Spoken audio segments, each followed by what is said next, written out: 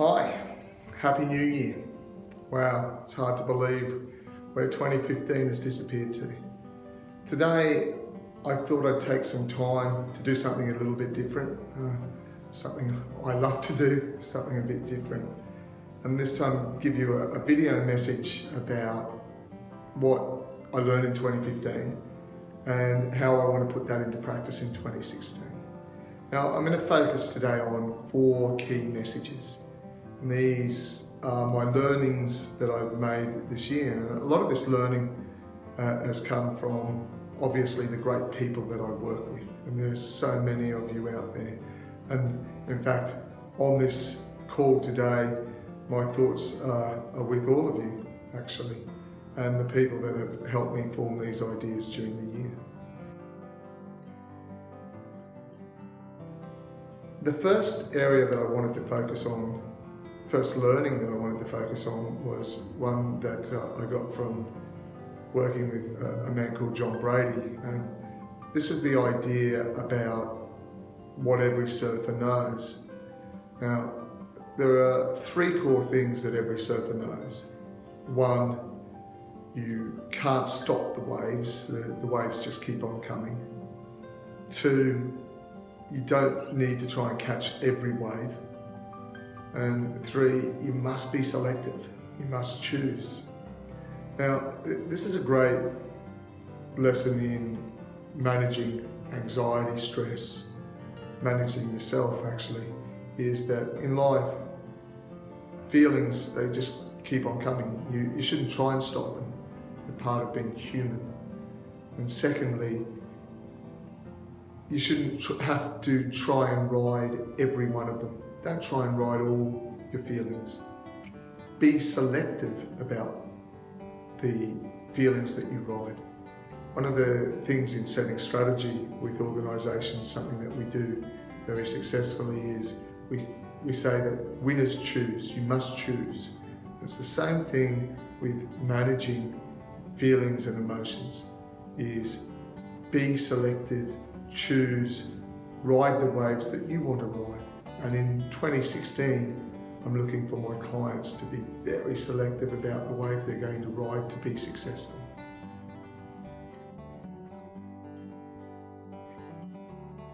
The second point I wanted to focus on today is positivity versus optimism. Now, I'm a positive guy. According to Gallup, it's one of my top 5 talents, positivity. But it's nothing compared to the force that optimism is. How are positivity and optimism different? Well, positivity is a thought. It's largely what it is. It's a thought process. Optimism varies from and is more powerful than positivity through action. Optimism is consistent, decisive, positive action. And the great news for you, for me, for everybody who wants to engage in optimism, is it's a muscle. It's not a God-given right. It's something that through consistent, decisive, positive action, you can build that muscle. And it will have an enormous impact on your life. How big will the impact be? Well, that's up to you, really. But there's 3 compelling pieces of evidence that have come out of Carnegie Institute about the power of optimism. 1, the optimist lives longer. Pretty good result. 2, they're more successful on all of the key measures that we measure success. And 3, and probably most influentially in my mindset, they are happier on the happiness index. Now, all of this makes intuitive sense, but my challenge to you, if you like, my encouragement to you, is to go out in 2016 and take consistent, decisive, positive action. Build that muscle and build your success.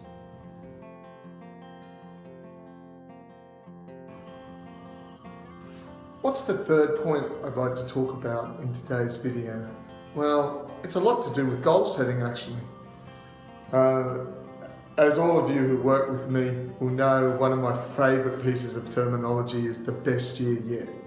I want everybody in 2016 focused on having the best year of their lives. Now, one of the things that I understood over time is the importance of a goal-setting process as opposed to New Year's resolutions. There's a really great reason why New Year's resolutions statistically don't really have the sort of impact that you would be looking for. And that is because they rely on one thing and one thing only: the power of willpower. Now, willpower is statistically one of the weakest forces that we have. And if that's all we've got to rely on, it makes our goals very vulnerable. But when we set goals, we are really focused on setting a set of goals that give you something to look forward to. Now, that's a powerful thought. Now, Happiness Advantage, the fantastic book by Sean Acorn, talks about the fact that 67% of the enjoyment we have on holidays is in the lead up and anticipation of them and the memory of them afterwards.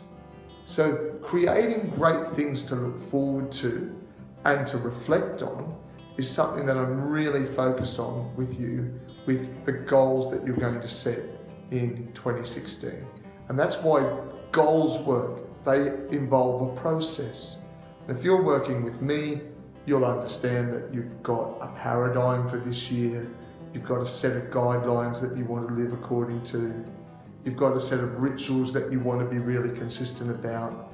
And you've got a set of goals that are optimistic by nature. They start with a verb, so they're all about action. They're measurable, so they're metrics that matter in your life. They're specific, they're deep around the things that matter most to you, and they're integrated. They make sense in all the things and all the areas where you want them to make sense.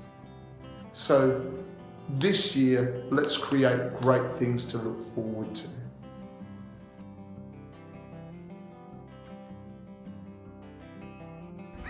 Good morning.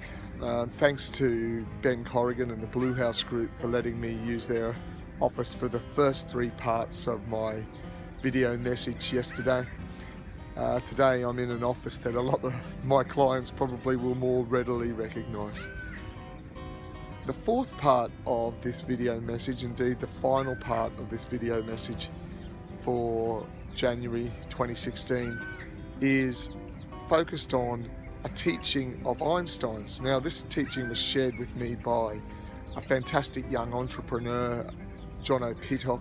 Jono joins us each year for our transformational program, The Best Year Yet, in Thailand. Now, Jono shared the idea that Einstein believed in, that in life you can live and lead in one of 2 ways: fear or love. Now, the idea is that living and leading in fear is to be scared, anxious about what will happen to you if you don't, whereas living and leading in love is the idea of what you can achieve if you do. And I'm really enamored by this idea. In fact, it's formed my paradigm for success in 2016, which is to love everything.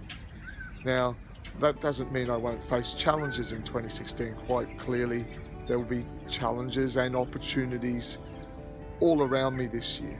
But if I approach everything through love, I have a far greater opportunity to create the sort of success that I'm focused on. Now, in closing off this message, I would like to wish you all a very happy new year, and let's make it the best year yet. I hope that you love it.